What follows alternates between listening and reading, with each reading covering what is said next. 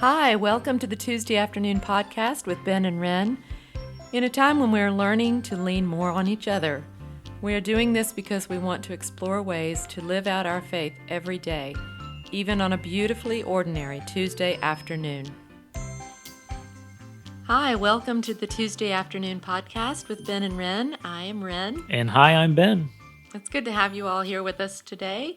How's your week been going so far, Ben? It's been a windy week up here on the mountain, but it's been going really well. I've had a good week.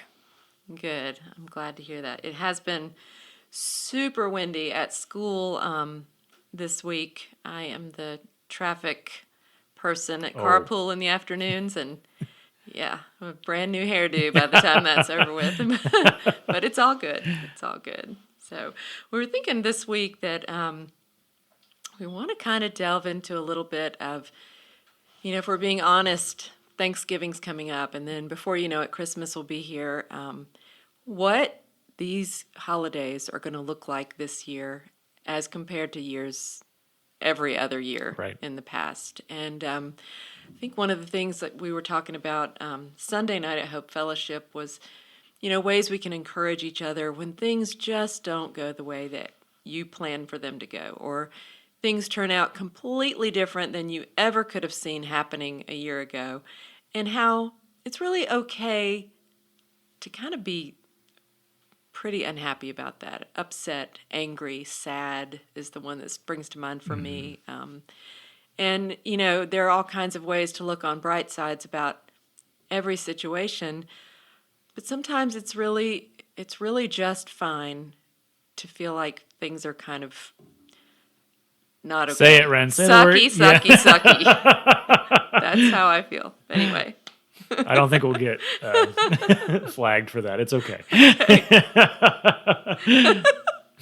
Yeah, it's okay to not be okay.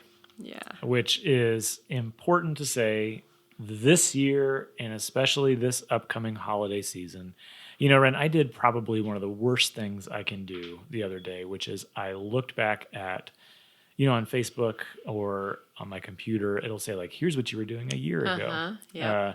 And that's probably about the most unhealthy thing I could do. Mm-hmm. And then I started flipping ahead and I saw that a year ago, my family from Ohio came down here to Sparta. My sister and her family came from Tennessee.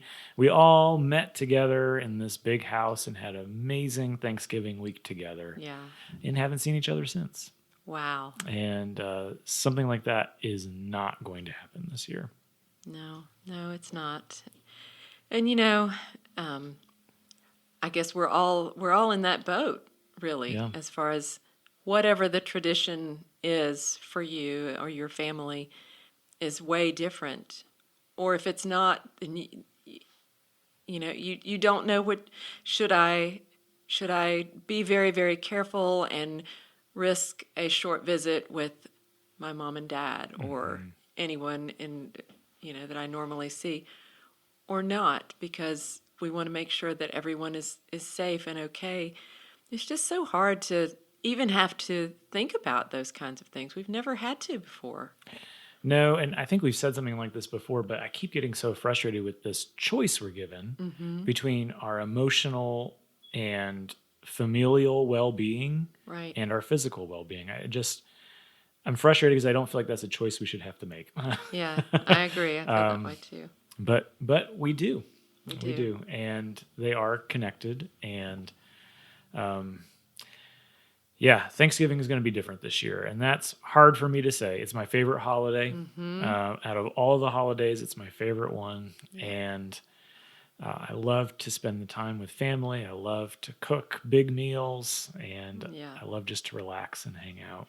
And that for me too, that is the gift that is Thanksgiving. The stress level of, there isn't, beyond the cooking, which I don't really do a whole lot of. I contribute a little bit, but it's usually my mom that does the bulk of the meal preparation. But she enjoys it, I think, and I think she's going to miss that. But once you've had your meal and you've visited, and you might have had a glass of wine that someone brought, and then if it's pretty, you can go for a nice walk in the afternoon. And it's so pleasant and laid back.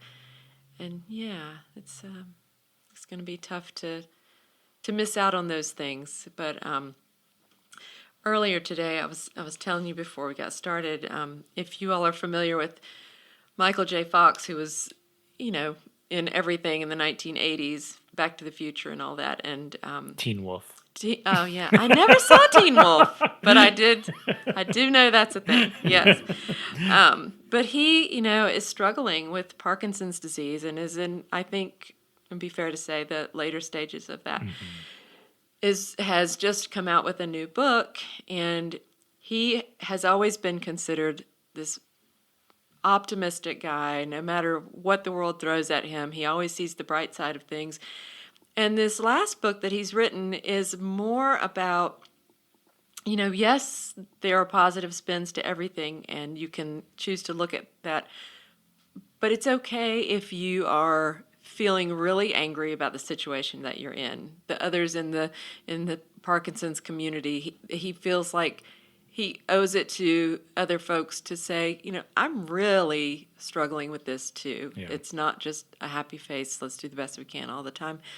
And I think that's healthy. I think it's healthy for us to be honest and say, like I said earlier, this is just the pits sometimes.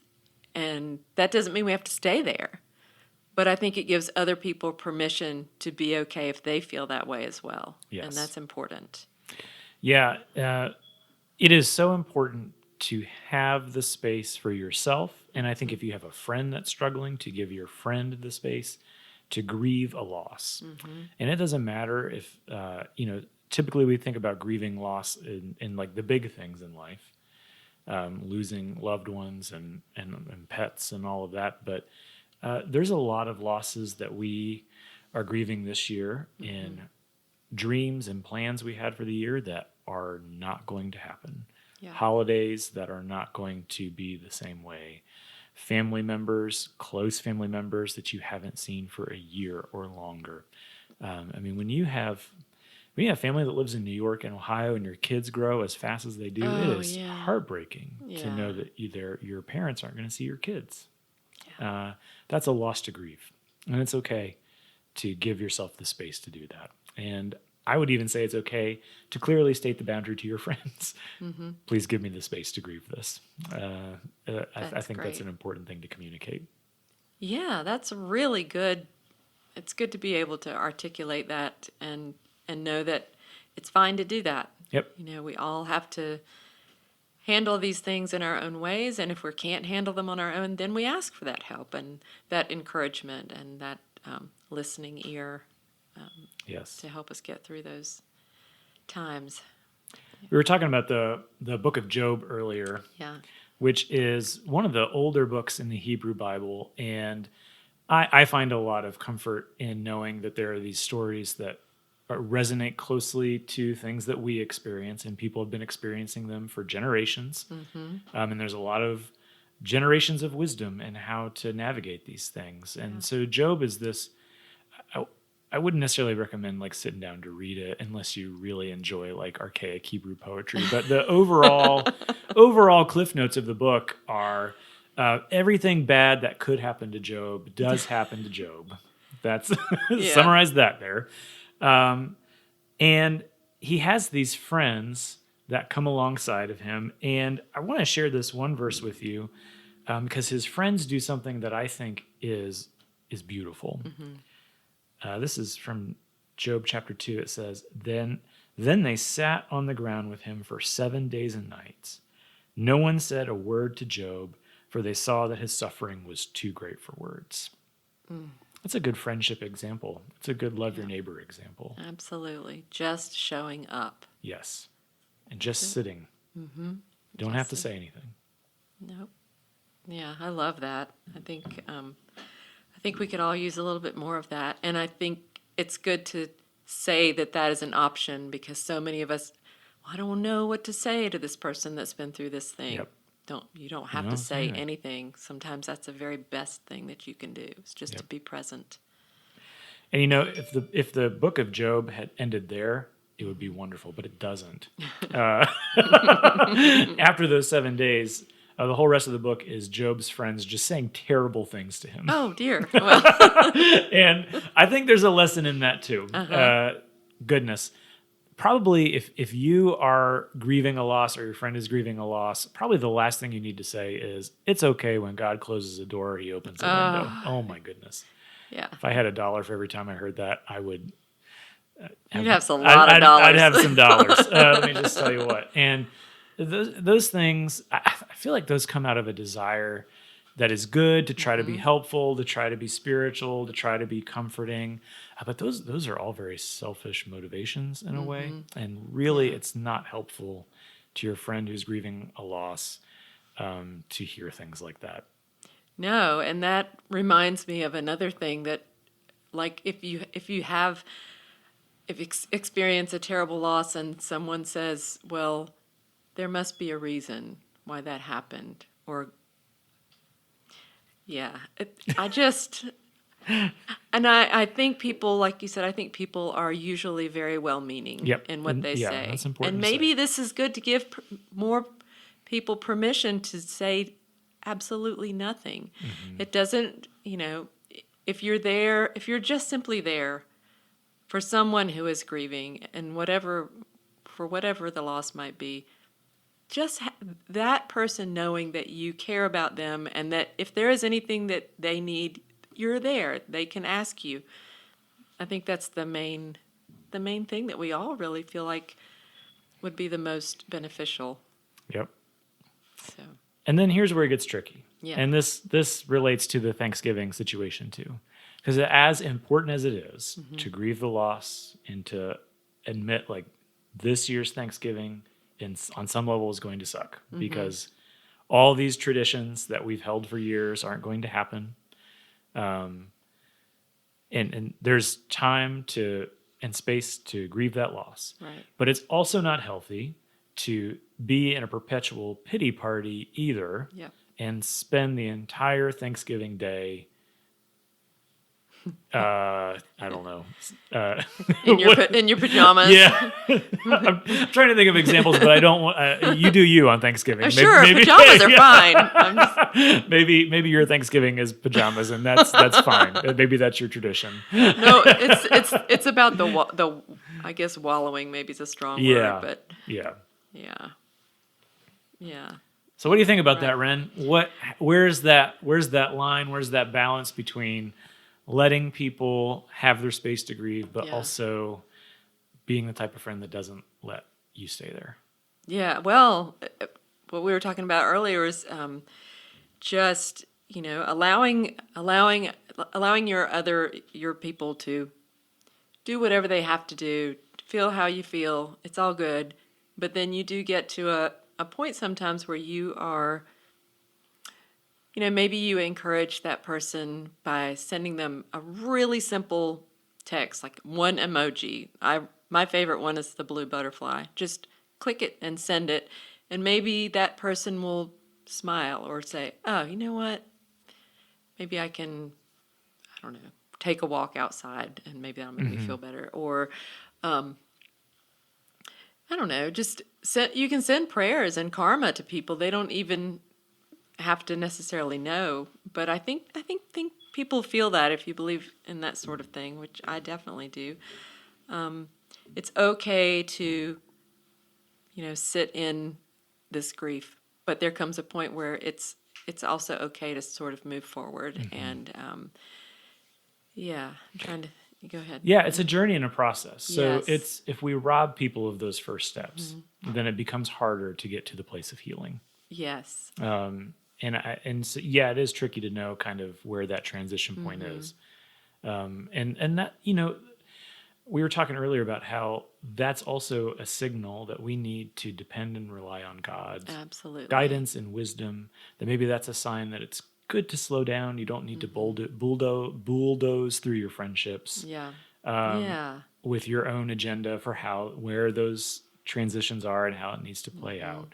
I think this is a good time to acknowledge that we need to take our time and listen. Yes. And walk in wisdom. Yep. Just be beside each other, and how we shoulder all to shoulder. That's right. Shoulder to shoulder. We all do belong to each other. Truly, we do. And just being close physically, or sending that little message or whatever it is to let that other person know that you're thinking of them is sometimes all it really takes. And then we were also talking about, I guess you could call it constructive criticism. I don't know if it's not necessarily criticism, but if you ways to encourage folks who you feel like are not in a healthy place, and they probably are aware of that, but it's hard to take that next step forward, or to help themselves get out. It's okay for you as that good friend to just be close by and say, I see that that this is happening in your life, and I know it must be hard. What are some ways we can talk this out, and maybe I could help you get to that next step? I don't know, but Yeah, and see what you're describing there. I wouldn't call that criticism. That's no. just helping people gain a larger perspective. And Yeah. isn't that what we need? Is Yes. perspective outside of ourselves. Yes. And we can't do that on our own. Nope. We're not created to do that on our own. So there it is. That is why people need people. We physically must be together Yep. for our own survival. And so it's true. But not this year. Well, not this year. Well, and that's part of the problem. You think about so many people who are really isolated, and those folks that we can reach out to in other ways. But we and sometimes we can't get ourselves out of that, sand, quicksand on our own. Yep. Somebody else needs to come and pull. Yep. And that doesn't mean that they're saying anything, that you're doing anything wrong. It's just people helping each other. That's what it boils down to. We just got to help each other. Just got to help each other. Yep. So. I enjoyed that conversation. That was good. Yeah. Do you have any quotes from the week? I have a quote. So I was saying this is a refrigerator magnet classic. I have this magnet on my refrigerator, but in light of the windy weather, my quote for today is, "If the roots are strong, there is no need to fear the wind." So Good quote for this let's week. all be roots for each other. Yes. The quote I found is from this Bob Goff book that I've been reading off and on. We can't be new creations if everything stays the same. Oh, yeah. Can't experience God's transformative love if you're always wanting things to stay the same. Very true. Yeah, very good for this time in particular. And my happy song for this week was actually a suggestion from my mom yesterday. I was talking to her, and she said, "I have a happy song." I was like, okay. And it's, Sing a Song by the Carpenters. Oh, yeah. Another 70s classic. Yeah. I think they actually did it on Sesame Street, too. I think so. Yeah, Probably at some point. Yeah. So, yeah, that's a good one. That is a good one. I don't have a happy song per se, but I'd like to talk about an artist that I really enjoy. Oh, yeah. Dear Gravity is what he goes by. And if you are like me, sound and noise can really stress you out quickly. And when the pressures of life start turning into a pressure cooker inside of you, you need something that kind of chills you out and calms you down. Yeah. So, for example, when we were driving in the car with the kids and they were just going bananas, I turned on Dear Gravity. Just soothing, atmospheric tones Yes. that bring me back to my center. So, maybe someone's out there that needs some good ambient music to help bring some peace to your life. Check out Dear Gravity. Dear Gravity. I'll give that a try. And our daughter, Anna, that reminds me, she likes to listen to, I think it's a group, I think they're called Beautiful Chorus. And it's a little bit like what you're describing. It's sort of like mantras, and they just sing them over and over and over, and it's very soothing and quiet. It almost sounds like chanting, like monks that, and it's, very soothing. So that's good stuff. Well, we are so glad that you joined us today on this Tuesday afternoon, and hope you have a wonderful rest of your week. Instead of a prayer today, I'm going to close this on a prayerful verse. All right. Let us think of ways to motivate one another for the purpose of sparking acts of love and good deeds. May that be how the Spirit moves in your life this week. Wonderful. Have a good one. Thanks. Thank you for listening to the Tuesday Afternoon Podcast with Ben and Wrenn.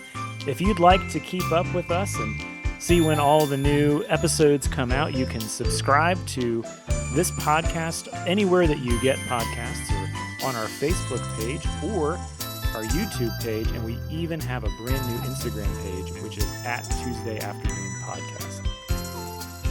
Tuesday Afternoon Podcast is part of the Hope Fellowship Collective, a new community of folks gathering together to learn and grow and experience the love of God and share it with the world.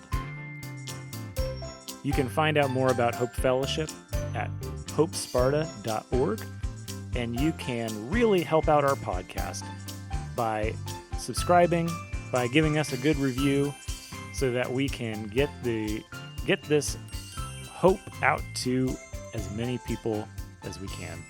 Have a great week. We'll see you next Tuesday.